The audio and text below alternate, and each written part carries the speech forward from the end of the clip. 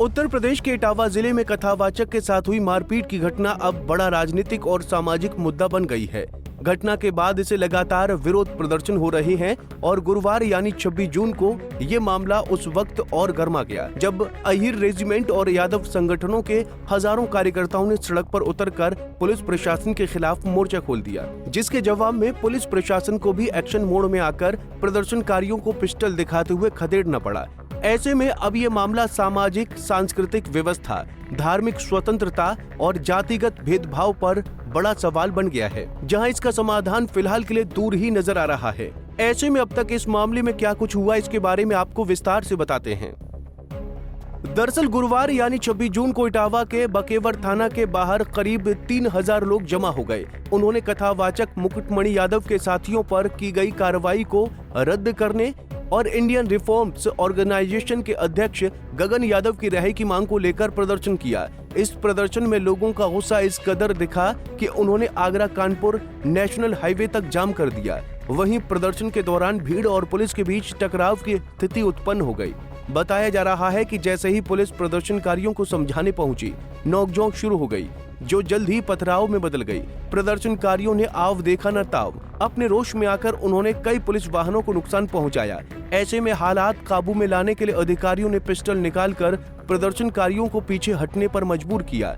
हालांकि पुलिस ने ये स्पष्ट किया कि इस विरोध प्रदर्शन के दौरान कोई फायरिंग नहीं की गई। गांव के निकट कुछ लोगों द्वारा उपद्रव करने की कोशिश की गई थी। इस संदर्भ में कुछ लोगों को हिरासत में लिया गया है।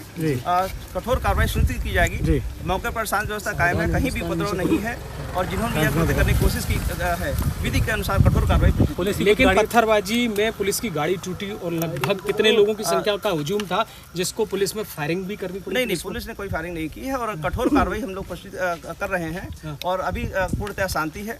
कुछ लोग हिरासत में लिया गया है, पूछताछ की जा रही है और कठोर कार्रवाई की जाएगी। ये सुनिश्चित किया जा रहा है कहीं भी कोई अशांति न फैले। वहीं अब ये भी जान लेते हैं कि आखिर पूरा मामला क्या है जिसकी वजह से लोग इतने आक्रोशित हुए। क्या है पूरा मामला? 22 जून को इटावा के दादरपुर गांव में जयप्रकाश तिवारी के घर भगवत कथा का आयोजन किया गया था।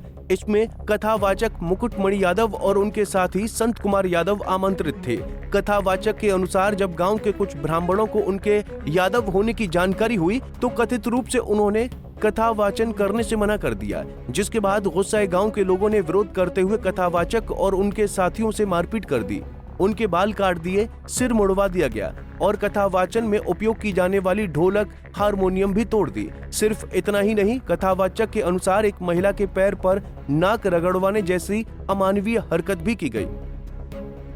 ऐसे में घटना की सूचना मिलते ही ये मुद्दा तेजी से राजनीतिक रंग लेने लगा। समाजवादी पार्टी के राष्ट्रीय अध्यक्ष अखिलेश यादव ने इस घटना के सामने आने के अगले ही दिन कथावाचक को लखनऊ बुलाकर सम्मानित किया, उन्हें ढोलक और हारमोनियम भेंट की और आर्थिक मदद का ऐलान भी किया।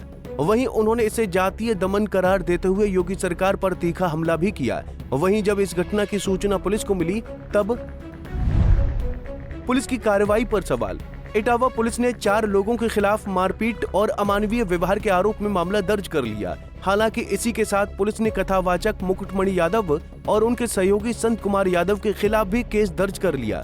उन पर फर्जी आधार कार्ड रखने, पहचान छुपाकर धार्मिक आयोजन करने और एक महिला से छेड़छाड़ के आरोप लगे हैं।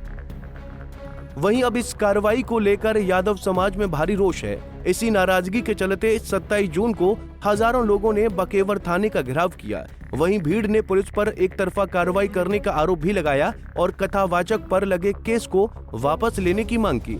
इसके अलावा पुलिस की कार्रवाई पर सवाल। गगन यादव की गिरफ्तारी के बाद ये प्रदर्शन और उग्र हो गया। प्रदर्शनकारी जगह जगह से आते हुए दादरपुर गांव के बाहर जमा हो गए और आने जाने वालों से उनकी जाति पूछने लगे। ऐसे में स्थिति और भी ज्यादा तनावपूर्ण हो गई, जिसके चलते पुलिस प्रशासन ने 12 थानों की पुलिस फोर्स मौके पर तैनात की। सीओ और इंस्पेक्टर स्तर के अधिकारियों ने मोर्चा संभाला हुआ है। वहीं भारी पुलिस बल की मौजूदगी के बावजूद प्रदर्शनकारियों का आक्रोश कम नहीं हुआ। गुस्साए उग्रवादियों ने पुलिस पर पथराव किया, गाड़ियों के शीशे तक तोड़ दिए, जिसके बाद पुलिस प्रशासन ने कार्रवाई करते हुए सर्च ऑपरेशन चलाया है और 19 लोगों को हिरासत में ले लिया है।